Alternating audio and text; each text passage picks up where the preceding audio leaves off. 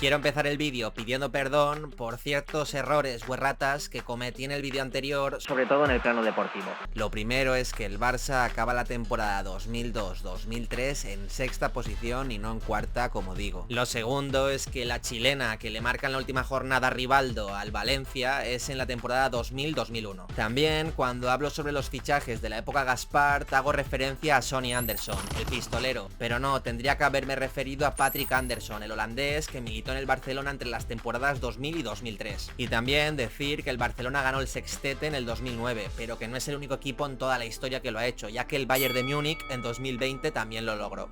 Y ahora, dentro intro.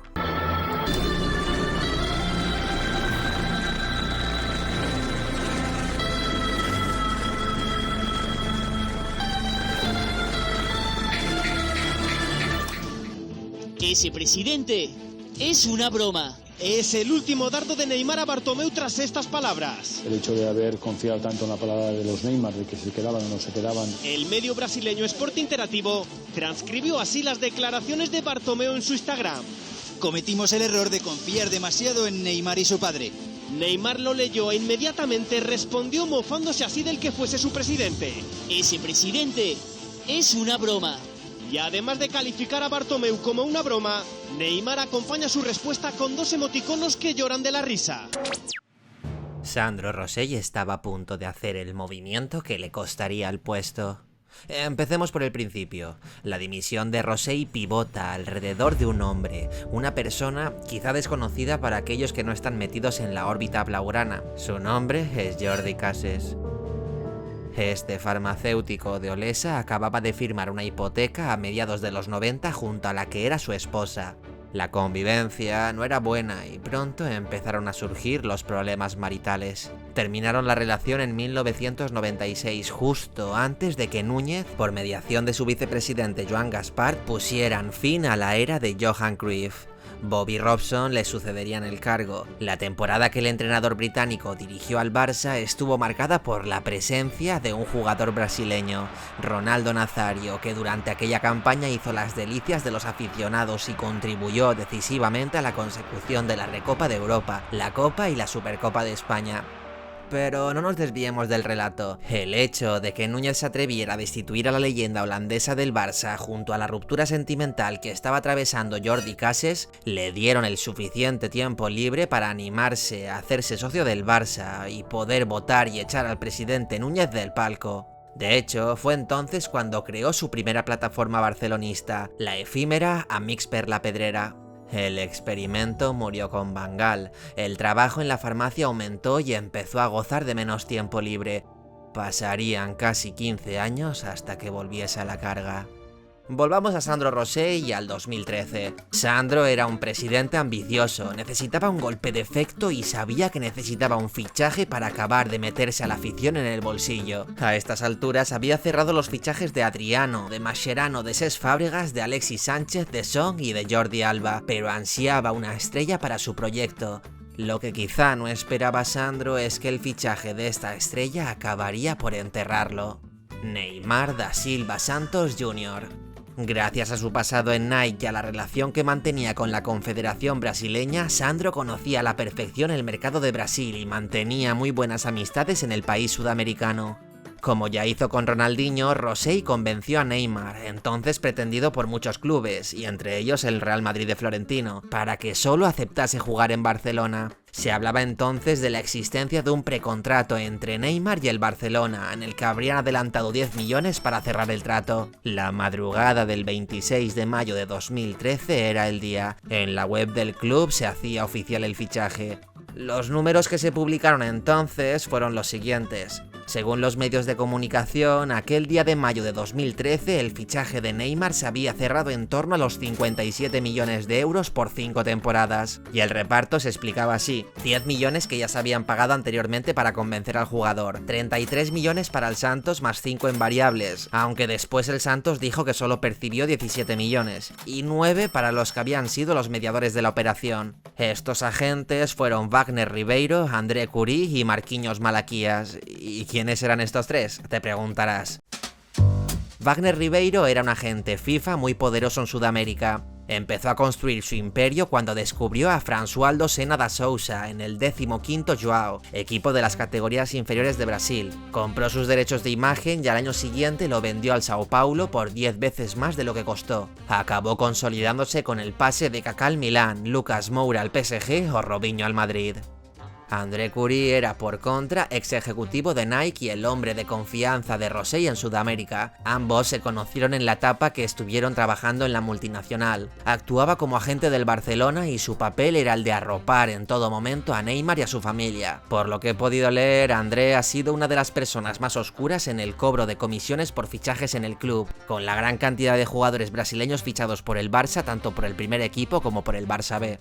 Y Marquinhos Malaquias era colaborador de Curie. Lo gracioso de todo esto es que ambos trabajaban en la empresa Traffic, y esta era la empresa que años antes, durante la etapa Laporta, había efectuado los traspasos de Keirson y Enrique, por un montante de 36 millones de euros. Lo noticioso de todo esto es que Rosell, al entrar como presidente del Barça, denunció irregularidades económicas en la caja fuerte del club en el ejercicio 2009-2010, último de la presidencia de Joan Laporta, y precisamente por trabajar con la empresa Traffic, que se dedicaba a la compra y venta de derechos de jugadores, y por el fichaje de estos dos jugadores más concretamente. Todo es bastante loco, iré intentando desgranarlo poco a poco, pero es que creo que esto daría para otro vídeo. En fin, como dijo Josep María Minguella, candidato a la vicepresidencia del Barcelona en la candidatura de Santi Salvat, los fichajes de Keirson y Enrique rozan la malversación.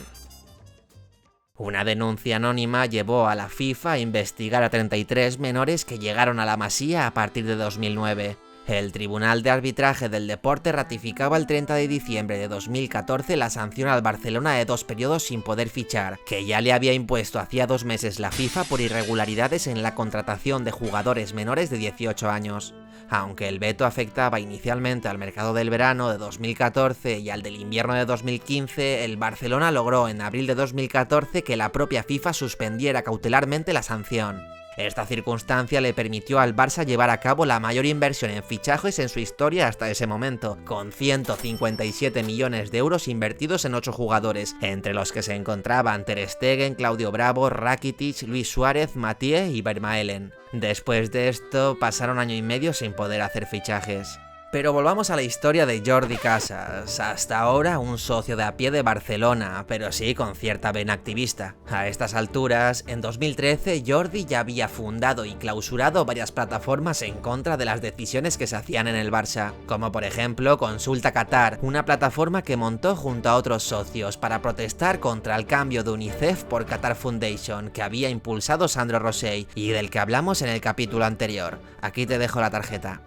Consulta Qatar murió al no conseguir su objetivo, pero Jordi no se iba a rendir. Un año después del fichaje de Neymar, este quiso saber cómo se había ejecutado el traspaso, cuyo montante total supuso una inversión de 57,1 millones de euros a las arcas del club, precio que subió en 2 millones después de que el brasileño fuera tercero en la edición del Balón de Oro de 2015. Hablamos de 59,1 millones de euros en total. Sin embargo, la justicia española detectó, a raíz de la denuncia de Cases, el pago de 40 millones de euros al padre del jugador, los 10 en 2011 que eran oficiales, pero es que además otros 30 en 2013, cuando se produjo el fichaje, teniendo Neymar todavía contrato con el Santos en el momento del primer pago, que compartía los derechos federativos del jugador. Esta circunstancia supuso abrir la caja de Pandora y la instrucción del caso Neymar, que investigó el fraude fiscal en el pago de esta suma, así como el motivo de este pago. El fichaje del jugador incluía primas, comisiones, contratos con las empresas del padre y donaciones finales que elevaban el monto final hasta los 163 millones de euros. Durante el mandato de Rosell en el Barcelona, el club conquistó 2 ligas, una Copa del Rey, 3 Supercopas de España, una Champions, una Supercopa de Europa y un Mundialito de Clubes. El 23 de enero de 2014, Sandro Rosell renunciaba a su cargo por la admisión a trámite del juez Ruth de la querella por apropiación indebida en modalidad de distracción y por simulación contractual en el traspaso de Neymar. En los últimos días, además, una injusta y temeraria acusación de apropiación indebida ha desembocado en una querella contra mí en la Audiencia Nacional.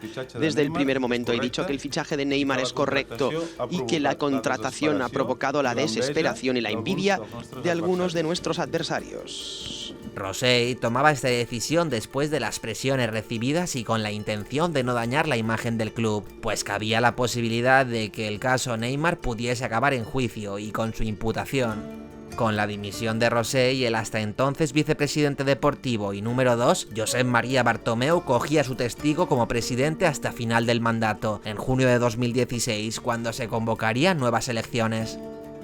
Lo inexplicable del tema es que existía riesgo de imputación para Rosell como presidente del Barça, pero es que también existía riesgo de imputación para Bartomeu como vicepresidente, y este actuaba como si el caso no fuese con él. Lo peor de todo es que los socios lo permitían.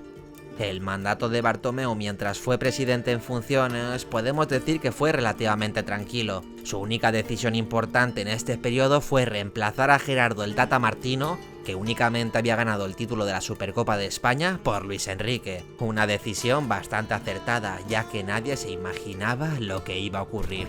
Gràcies a l'equip, gràcies a l'estaf tècnic, gràcies a l'utilleria, als doctors, als fisios, a tota l'afició, a tota la directiva y a Kevin Roldán. Contigo empezó todo.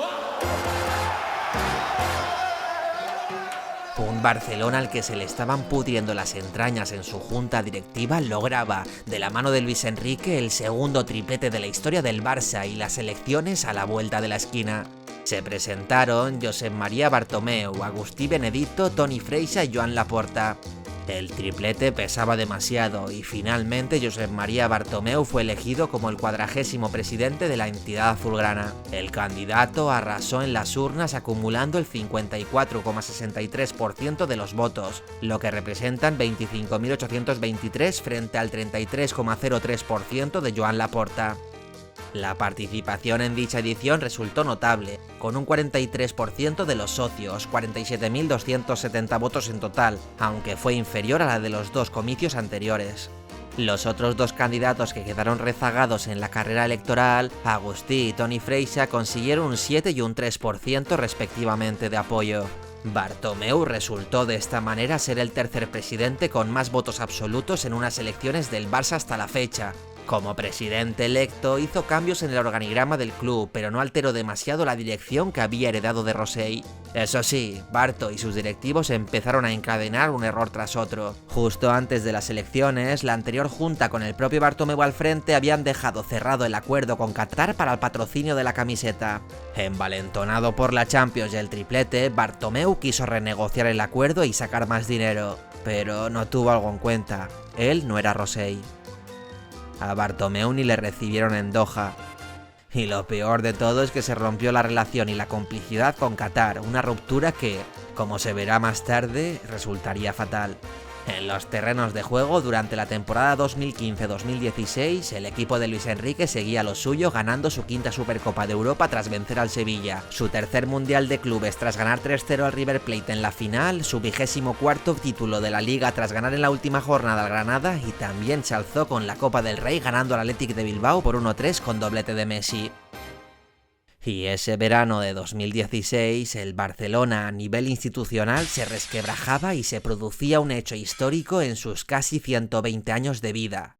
El Barça alcanzó un acuerdo salomónico en el caso Neymar, exonerando de toda culpa al jugador, al presidente del Barcelona Sandro Rosell en el momento del fichaje y al vicepresidente de entonces, Josep Maria Bartomeu, ahora presidente. El Barcelona como institución se declaró culpable de 2 delitos contra la agencia tributaria y asumió toda la responsabilidad pagando una multa de 5,5 millones de euros.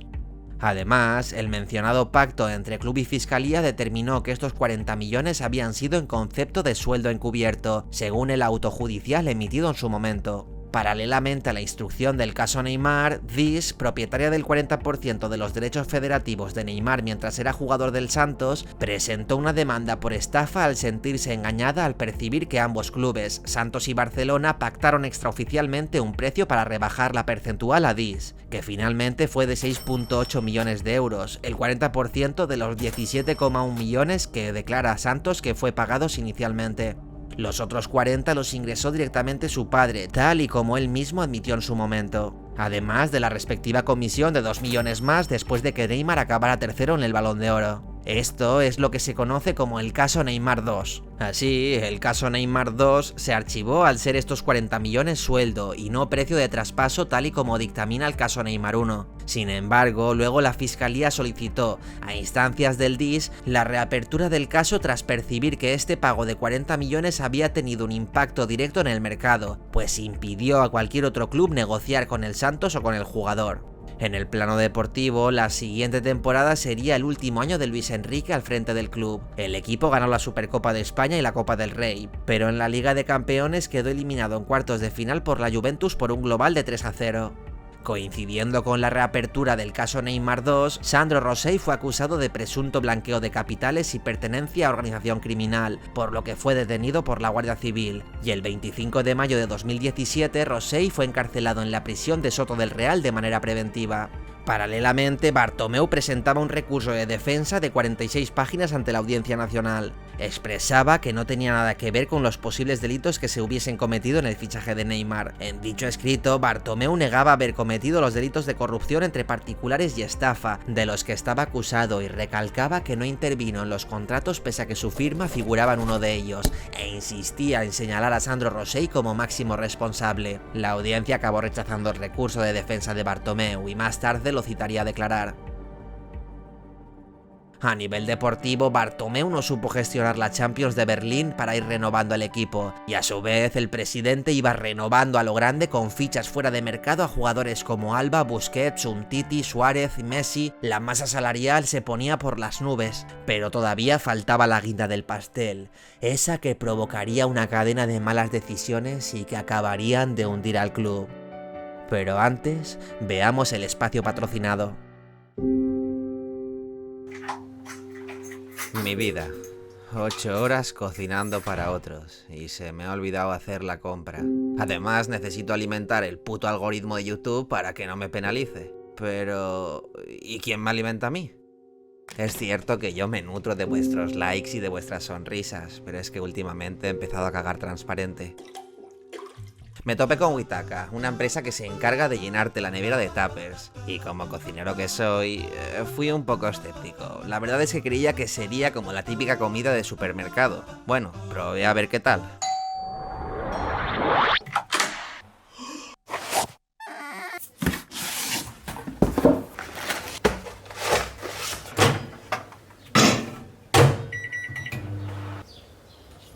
Y joder, la verdad es que la comida está cojonuda. Se me ocurrió un plan. ¿Y si le escribo, como canal en crecimiento, que tiene una audiencia consolidada en el territorio español, con un target que se centra desde los 30 a los 45 años?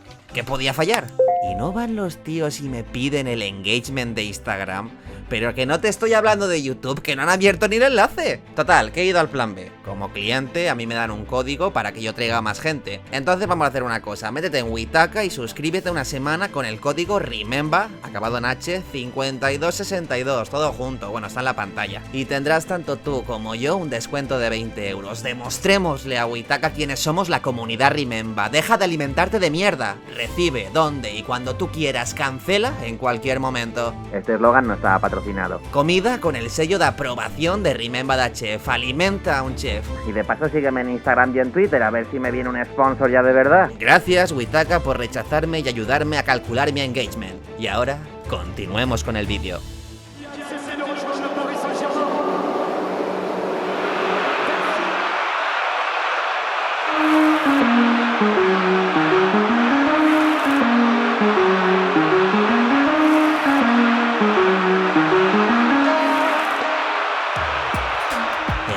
El brasileño abandonaba el Barcelona en agosto de 2017, donde había jugado las últimas 4 temporadas y había ganado 10 títulos, y se incorporaba a la disciplina del equipo francés, que había abonado su cláusula de rescisión, 222 millones de euros.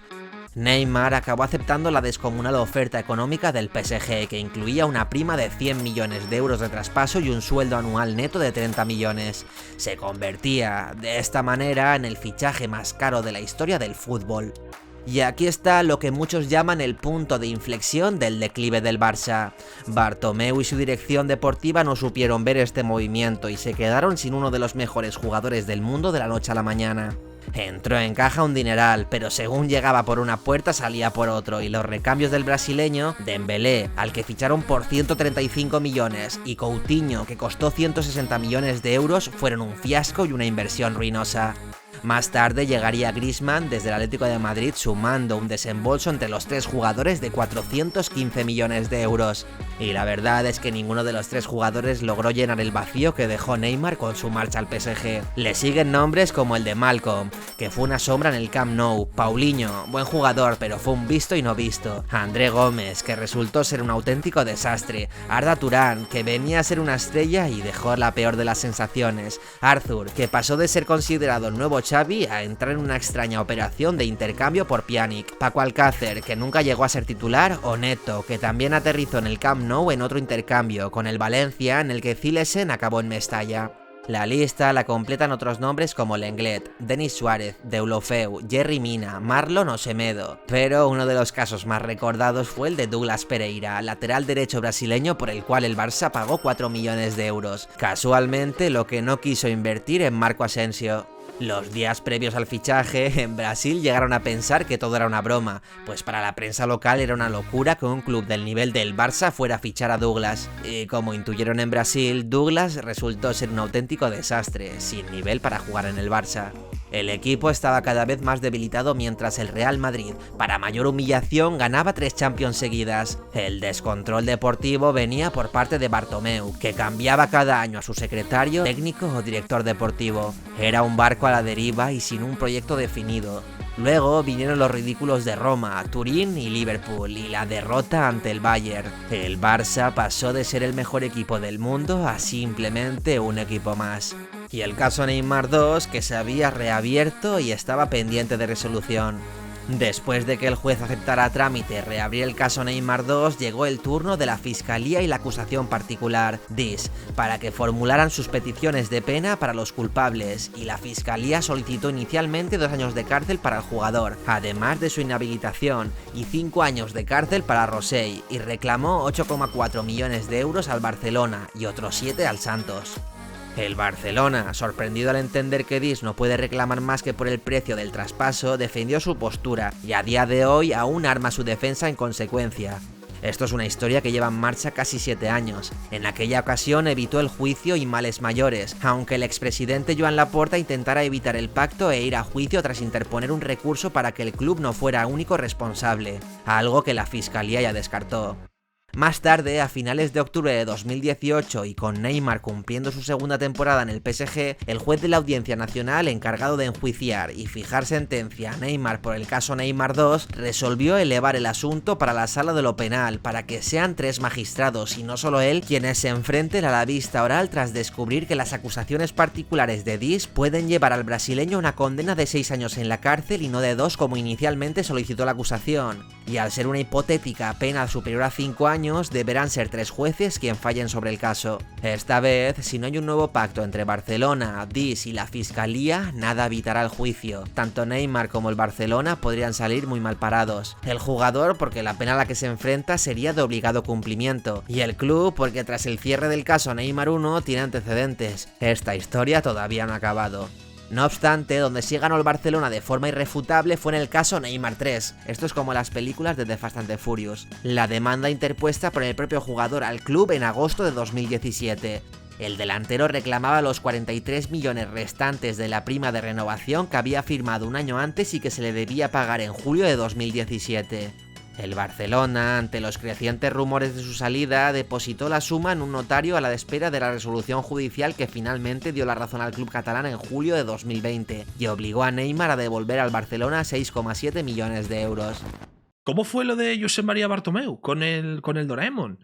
¿Te contactó el Barça? ¿Fue, bueno, no sé si a lo mejor tu agencia contactó? ¿Surgió de manera natural? Me hice el duro, ¿no? Dije, pues ahora no te contesto. Ya. Tú me has denunciado, pues me hago el duro. No le contesté, pero luego sí que me vino mi agencia y me dijo, oye, que nos ha vuelto a llamar esta mujer, que Josep María quiere hablar contigo. Y le dije, pues mira, vamos a quedar a desayunar, pero al lado de mi casa, que venga él. Y sí, fui al bar de al lado de mi casa. ¡No me y un día jodas!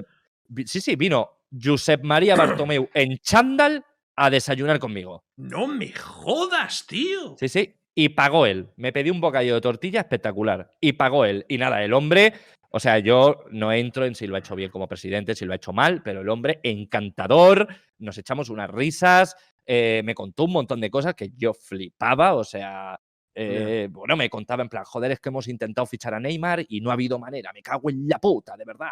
¡Hostia! ¡Qué bueno! Pero cosas así, o sea, me contaba cosas de vestuario y yo dije, ¿yo por qué no soy un hijo puta? Pero aquí vengo con una grabadora y a este hombre le busco la ruina. En 2019, Auronplay subía un vídeo a su canal titulado "Me ha denunciado el presidente del Barça". ¿Tú has amenazado a alguien últimamente? Y yo, hombre, a ver, Auronplay explicaba que cuando el jugador brasileño se marchó al PSG se puso a hacer bromas en Twitter en plan: Neymar, cabrón, Neymar, me has jodido la vida. Bartomeu, dimisión, Novita, vamos a por ti. Todo esto en un contexto jocoso, ya conocéis a Auron, y ya sabéis cómo es Twitter. A finales de 2018, Auronplay tuvo que ir a recoger una citación en el juzgado, y allí se enteró que el motivo de la misma eran los tweets que había escrito un año antes. Bartomeu le había impuesto una querella según el artículo 2.70 de la Ley de Enjuiciamiento Criminal por proferir comentarios contra el Barcelona, el jugador y el presidente. El propio Auron explicaba en el vídeo que la jueza decidió no admitir la querella a trámite. Más tarde, a finales de ese mismo año, se reconciliaron ambos en el Camp Nou, y Auron, para hacerle la gracia, le regaló una figura de Novita a Bartomeu. Pero esto de la denuncia no fue una anécdota. Josep María Bartomeu, que a marchas forzadas se estaba convirtiendo en el presidente más impopular de la historia del Barça, se obsesionó con protegerse de las críticas.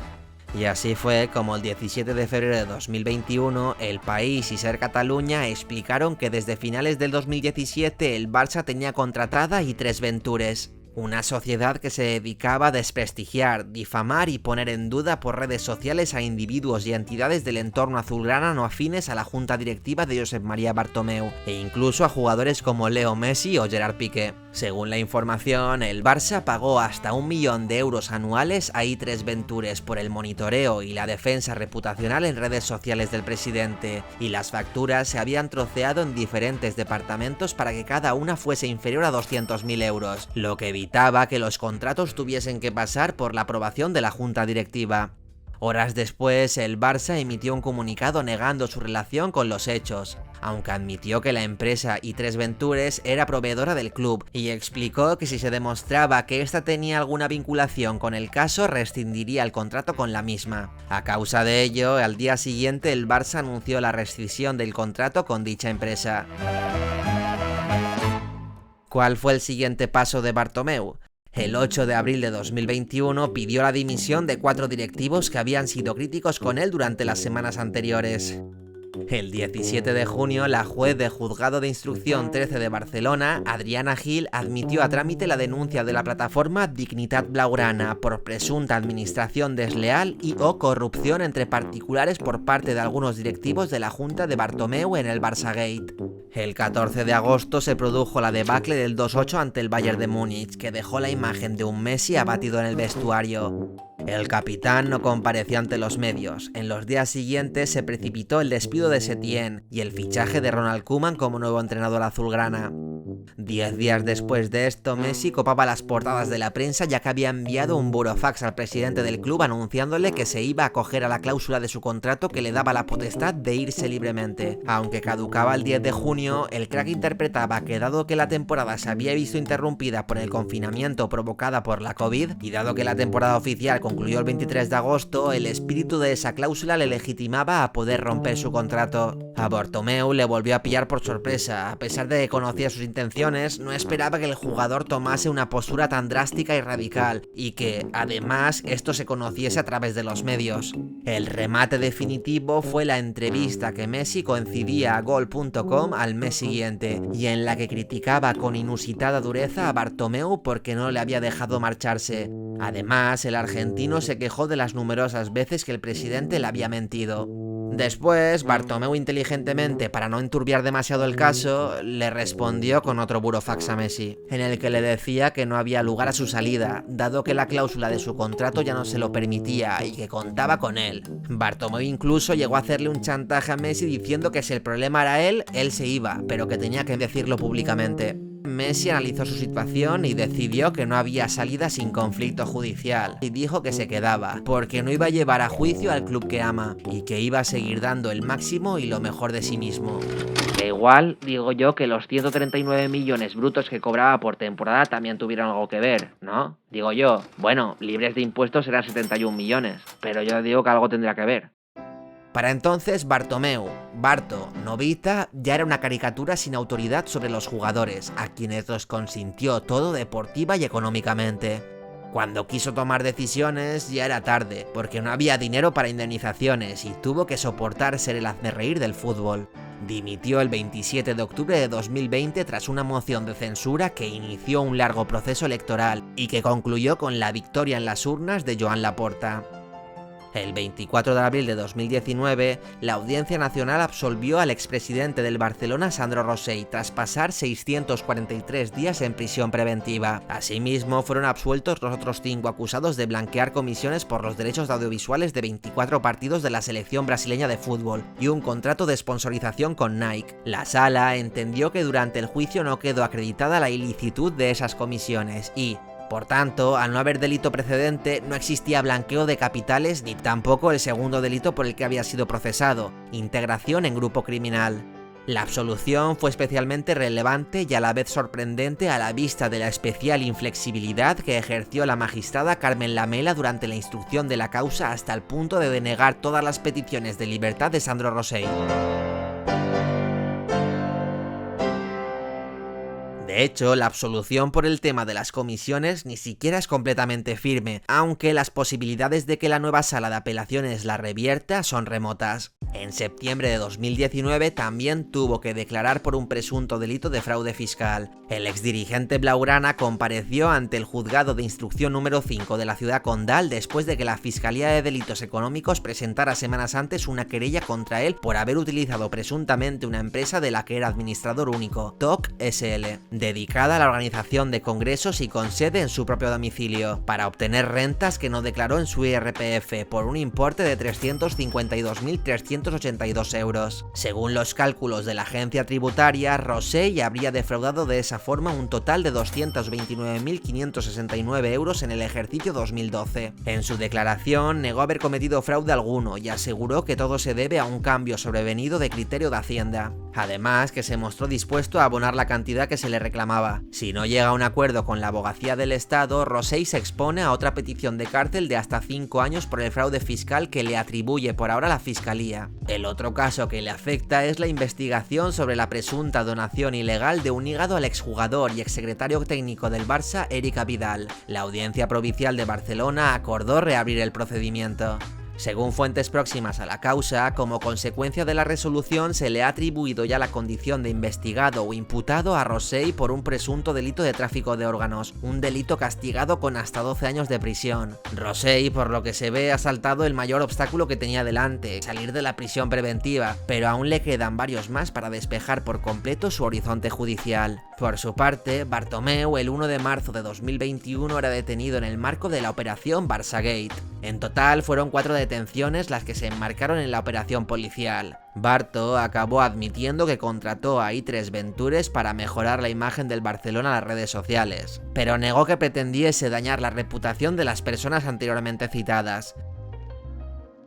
Y así es como se destruye la reputación y la trayectoria de un club como lo es el Fútbol Club Barcelona. La gestión basada en el resentimiento, pero a la vez apoyada en la inercia de la herencia recibida, no resultó un buen camino y la entidad azulgrana se acabó estrellando. Con la vuelta de Laporta a Mateu Alemany y Xavi parece a ratos que la cosa va cambiando. Para mí, el aficionado, pero sobre todo el socio, tiene 2 trabajos personales e intransferibles: reflexionar sobre todo lo que ha pasado al club durante estos años y conjurarse para que no vuelva a pasar, y desde el punto de vista práctico, todavía un tercero: analizar la naturaleza de todas las posibles irregularidades cometidas durante el periodo 2010-2020 y llevarlas, si procede, a la justicia.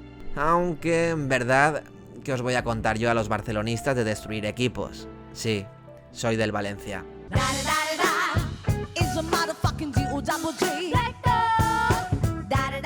Muchas gracias.